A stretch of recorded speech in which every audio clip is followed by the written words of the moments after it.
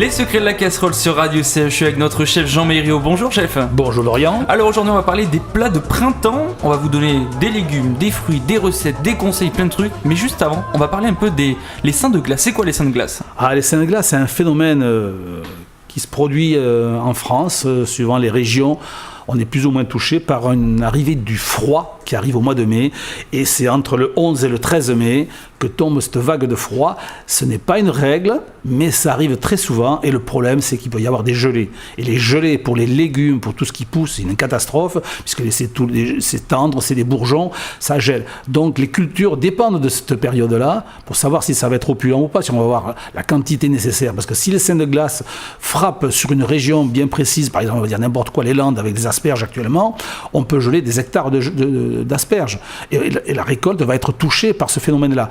Ce n'est pas obligatoire, ce n'est pas systématique, mais ça arrive très souvent. Est-ce que la région Aquitaine est touchée par ce phénomène ou... Très rarement, mais on a bien vu les températures monter à 30 degrés il y a 8 jours, redescendre à 15-16 aujourd'hui. On est descendu à 9 degrés hier matin. Vous voyez, il y a quand même un phénomène qui se produit. Et on peut descendre à 0, ça pourrait arriver. Donc en tout cas, on peut vous dire que pour cet été, pour ce printemps, les fruits et légumes seront bons en Aquitaine, vu qu'il n'y aura pas les seins de glace ici. On ne sait jamais. On ne sait jamais, mais je pense que la récolte sera à la hauteur et la qualité est là. On va parler maintenant des fruits et légumes du mois d'avril, les tendances, les plats, les mets côté légumes. C'est quoi les fruits et légumes du mois d'avril ? On va mélanger avril-mai, c'est voilà. La même saison, vous voyez, c'est un petit peu pareil. Ça se mélange un peu, c'est à peu près les mêmes qui poussent au même moment. Ça évolue un peu différemment suivant, pareil, les régions. Si on est en bas de la France, on aura plus de carottes qu'on aura dans le nord. Ça paraît logique.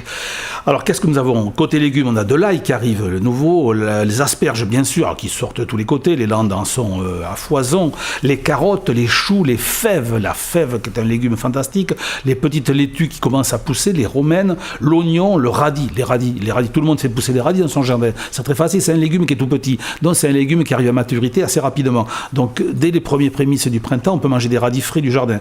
Les petits pois, l'excellent petit légume, on en parlera un peu plus tout à l'heure, les pois gourmands, le cresson, le pourpier, le concombre, la morille, l'artichaut, les épinards, les navets, l'échalote, qu'on va trouver sur nos marchés à profusion, et ça, il n'y a pas de problème. Du côté des fruits, qu'est-ce que nous avons ? Les kiwis, les pommes, ça commence un petit peu, les avocats, les bananes, ça voyage, les citrons, la mandarine, les mangues, les oranges et les pamplemousses qui sont de saison. On va pouvoir manger des fruits avec du sucre et avec de l'intérêt. On parle de fruits et légumes, mais on privilégie quoi pour ce printemps ? Plus de la viande, plus du poisson ? Le poisson, alors les poissons, à cette période, il y a un poisson, c'est pas un poisson, une crustacée, c'est la saison de la langoustine. Vous avez sur les marchés des langoustines à des prix très abordables, puisque ça descend jusqu'à 10 € le kilo, ce qui est rare. Une langoustine, il faut compter 25-30 €. Et vous pouvez trouver certains poissonniers, vous sortez des langoustines à 10 € le kilo, il faut en profiter, c'est fabuleux. Vous mélangez ça avec petits légumes, vous les faites griller tout simplement au four, vous les coupez en deux, vous les mettez à griller sous le grill du four avec une goutte d'huile d'olive, un peu de citron, un brin d'échalote. Ça prend 5 minutes et vous vous régalez avec ce plat. Je peux associer quoi avec ma langoustine dans le côté légumes ?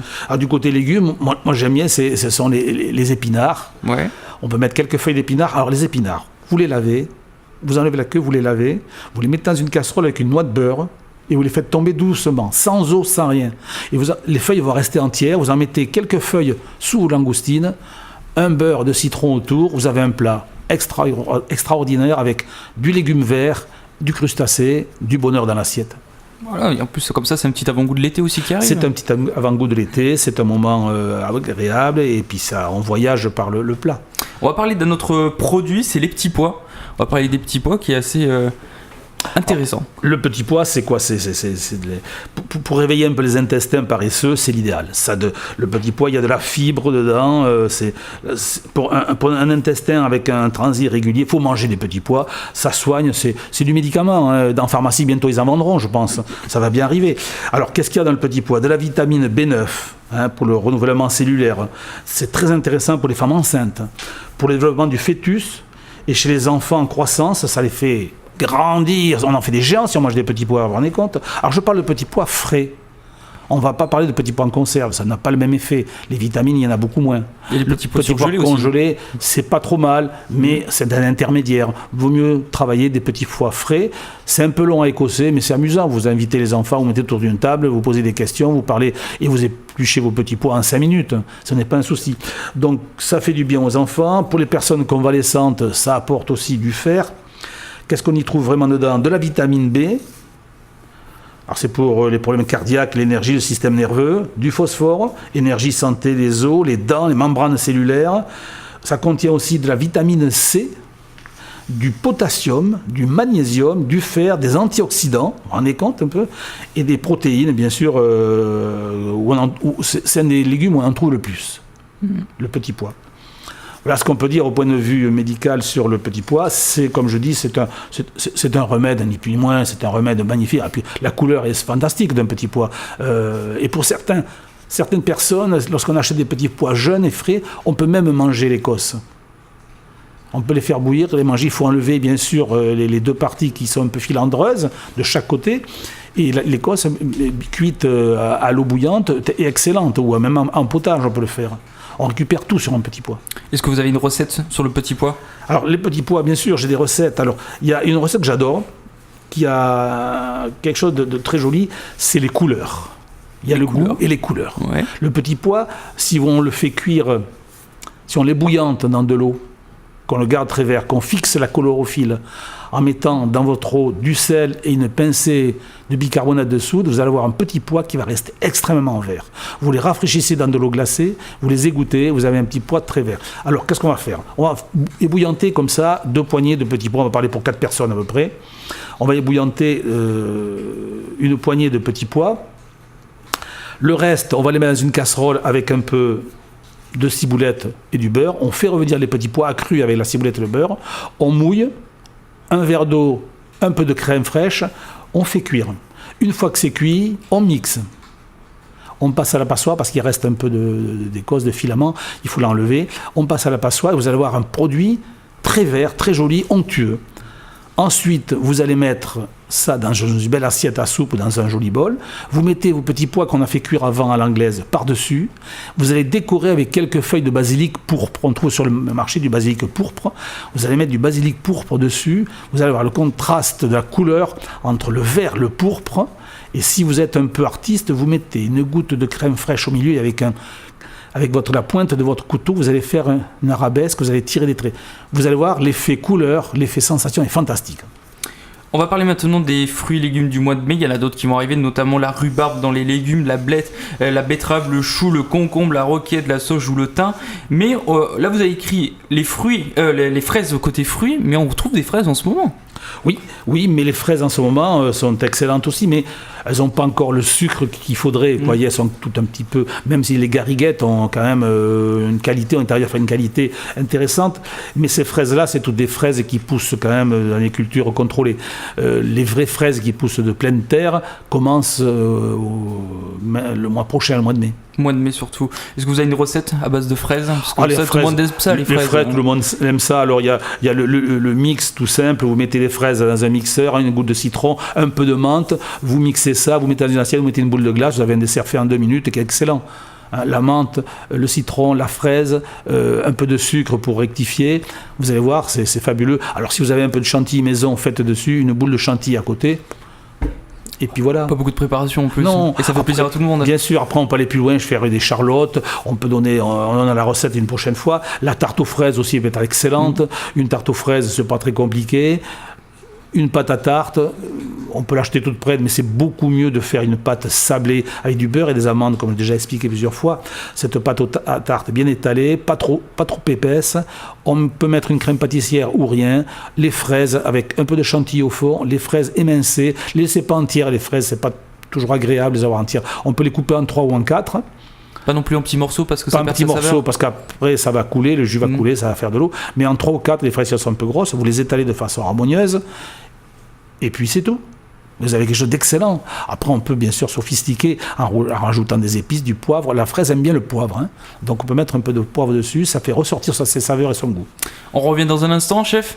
On va parler notamment d'une recette à base de veau. On va parler de tout ça dans un instant. À tout de suite sur Radio CHU. Radio CHU, c'est ta radio.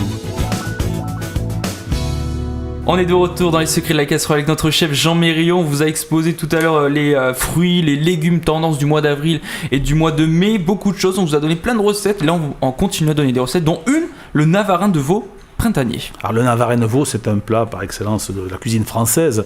C'est un vieux plat qui existe depuis des siècles. C'est un plat qui est de saison. C'est le plat... c'est du veau, le veau, donc c'est une viande de très bonne qualité, ce n'est pas gras, c'est régime, on peut en manger tous les jours si on veut, j'exagère, mais pas loin, c'est plein d'intérêt, et ensuite c'est un plat printanier avec des couleurs, de l'aspect, du goût, de la saveur, et c'est un plat cuisiné. C'est un plat, il faut se mettre au fourneau et travailler un petit peu. Ça va assez vite, 25, 30 minutes, 40 minutes de préparation, ce n'est rien, on peut le préparer la veille pour le lendemain. Le samedi pour le dimanche midi. Le samedi pour le dimanche midi. C'est l'avantage des plats en sauce. On peut les faire avant. On les finalise le jour même. Mais on peut commencer la préparation de base la veille. Eh bien, on est parti. On est parti. Alors, on vous donne cette recette, c'est parti. Pour 4 personnes, on va vous donner les quantités. Alors, 1 kg de sauté de veau sans os. Alors, pas trop gras, c'est pas la peine. Vous faites demander ça à votre boucher préféré. Un peu maigre, le veau, dans l'épaule, dans les morceaux moyens. C'est pas la peine d'acheter du carré de veau ou du filet mignon. Ça sert à rien parce qu'il faut que le plat mijote. Est-ce qu'on peut trouver ça dans les supermarchés? Tout à fait. On trouve partout du veau de qualité maintenant. Acheter du veau français de qualité, du veau à race, ça se trouve très bien. Que ce soit Limousin, du Charolais, peu importe d'où il vient. On a des très bons veaux. Et puis, alors, un repère sur le veau, plus le veau est blanc, plus il est jeune, moins il a brouté, donc c'est vraiment un veau de lait, c'est de meilleure qualité, c'est plus savoureux. Et ben voilà, ça c'est des beaux conseils ça. C'est un conseil tout simple. Alors, 1 kg de sauté de veau, un oignon, une gousse d'ail, 10 centilitres de vin blanc, 25 g de farine de blé, 200 g de petits pois écossais, 200 g de pois gourmands, 3 cuillères d'huile d'olive, un bouquet garni, une botte de petits navets fan, une botte de carottes fan, c'est-à-dire entiers et des petites carottes et des petits navets, 2 oignons frais pour la finalité, le sel et le poivre.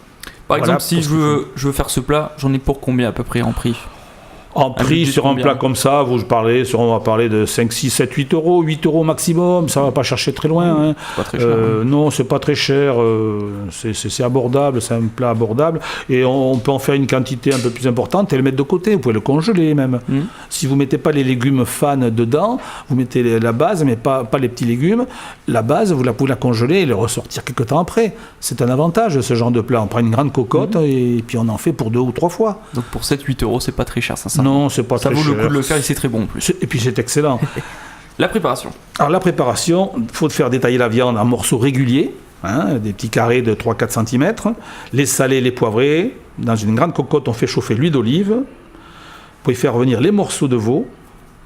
Alors bien sûr, il faut qu'ils soient colorés sur toutes les faces, il faut bien les faire colorer, parce que quand le veau va colorer, le sang va se coaguler, va s'accrocher au fond de la casserole, ce qu'on appelle les sucs vont être saisis par la chaleur, et c'est ces sucs-là qu'on va récupérer quand on mettra la suite de la recette, quand on mettra le vin blanc, qui vont être décantés, récupérés, qui vont donner le goût et la couleur à la sauce. Donc n'ayez pas peur de faire revenir votre veau, ça c'est indispensable, sur toutes les faces, il faut qu'il soit doré et que ça accroche un peu au fond de la casserole.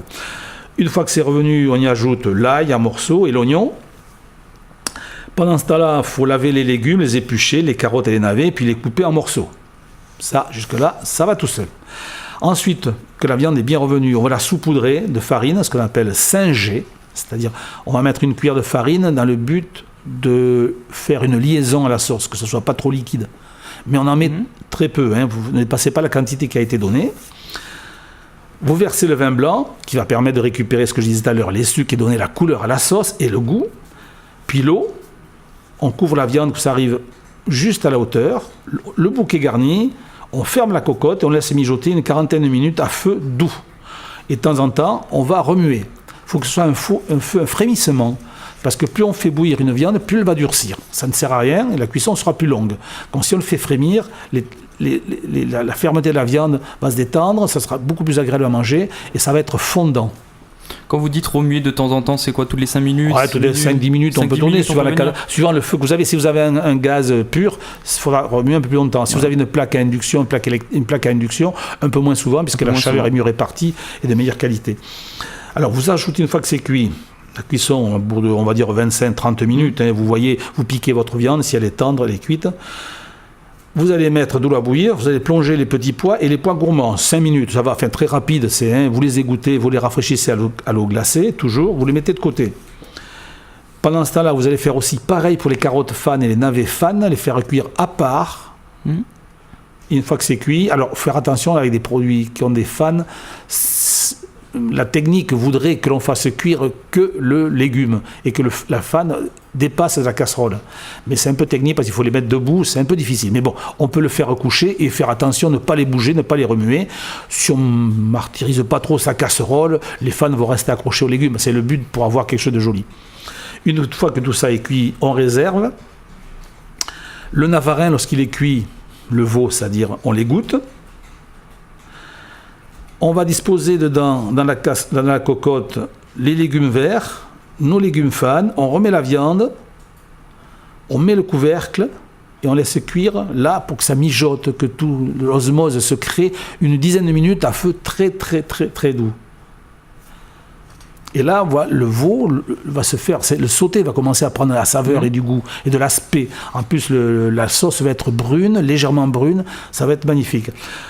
Au moment de servir, vous allez rajouter l'oignon frais dessus, que vous allez couper avec un ciseau, des petits bouts d'oignon frais dessus, sur votre sauté dans votre plat. Vous rectifiez l'assaisonnement. Et là, je vous souhaite bon appétit, bien sûr. Et ben voilà, un bon repas du dimanche midi en famille. Est-ce qu'on peut l'accompagner par exemple, là, il y a 2 autres recettes, le radis confit ou flan d'asperges en entrée, ça? Alors, le radis confit, le radis. Parce qu'on pense toujours au pauvre petit radis avec notre pauvre bête de beurre et bien sûr. Le pain, quoi. Mais le radis, qu'est-ce que c'est le radis? C'est une sorte de navet. Oui. Alors, ce que je vous conseille pour faire quelque chose de très simple, de très agréable, très original, pour servir par exemple avec un steak, avec une volaille ou une caille, vous faites des cailles rôties. Tout simplement une petite caille par personne, et vous avez accompagné ça, au lieu de mettre des patates, des nouilles, je ne sais pas quoi, des radis confits. C'est très simple, vous allez voir. Vous prenez des radis, vous les coupez normalement, vous les lavez, bien les laver, qu'il n'y ait pas de sable qui reste, faire attention. Vous laissez le petit bout de queue pour que ça soit plus joli, vous allez les ébouillanter 2 secondes, ce qui va enlever la couleur, parce que si on fait cuire avec la couleur, ça ne sera pas très joli. Donc on enlève un peu de couleur en les ébouillantant. Vous allez les mettre ensuite dans une poêle ou dans un sautoir, sur une couche, une seule couche.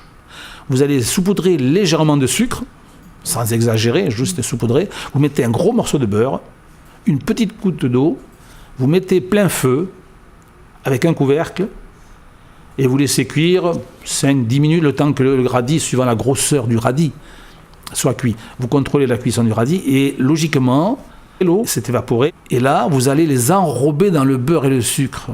Tout doucement, en faisant sauter votre casserole, en mélangeant tout doucement, vous allez les enrober.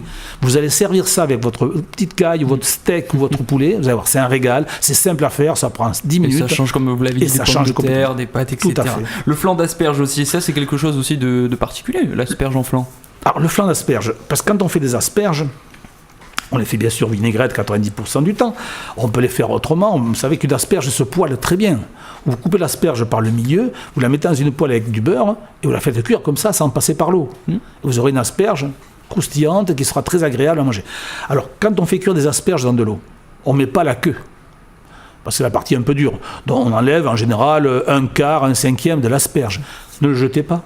Si vous l'avez épluché, on va le garder, on va l'émincer. Il ne faut rien jeter avec Jean. Il ne faut rien jeter. Voilà, faut rien jeter. Vous allez émincer vos queues d'asperges, vous allez émincer un poireau, alors de préférence la partie blanche du poireau, vous allez bien l'émincer, faire revenir ça dans le beurre avec les asperges, vous allez couper un petit morceau, faites bien revenir, vous allez mouiller avec un bon verre de crème liquide légère, prenez pas de la crème double, la crème légère, un verre d'eau, vous mettez à cuire avec un couvercle, il faut que ça soit recouvert entièrement. Vous mettez à cuire, vous salez, vous poivrez bien sûr, vous laissez cuire 15-20 minutes, vous passez au mixeur, et vous passez à la passoire fine parce que les asperges ont beaucoup de fibres, donc il faut enlever ces fibres, ça serait désagréable dans la bouche. Vous allez rajouter à votre mélange, une fois que le mélange est fini, vous rajoutez 6 œufs par litre. Vous mesurez, si vous avez un demi-litre, vous mettez 3 œufs et ainsi de suite, entiers. Salé poivré, vous resalez, vous repoivrez, vous mettez ça dans des ramequins ou dans un moule beurré, vous mettez au bain-marie à cuire 30-35 minutes à 140-150 degrés, pas plus chaud, un petit bain-marie, 1 cm d'eau, vous allez voir, c'est délicieux, c'est merveilleux. En tout cas, voici. Là, on a presque donné un menu entier, presque. En entrée, on peut faire le flan d'asperges. En plat, le navarin de veau printanier. On dessert les petites fraises avec la boule de glace. Voilà, c'est un bon plat du dimanche midi en famille, quoi. Vous avez un repas de saison, de couleurs, de goût, de saveurs. Avec beaucoup de légumes. Beaucoup de légumes. Un menu qui vous fera pas grossir. Vous aurez rien sur l'estomac. Vous serez léger en vous levant de table le dimanche, même si on a un peu écouté le petit rosé de tonton. Ou avec modération, bien sûr. Ou le vin du cousin qu'il a ramené, la bonne bouteille de Bordeaux, ça va avec, c'est indispensable.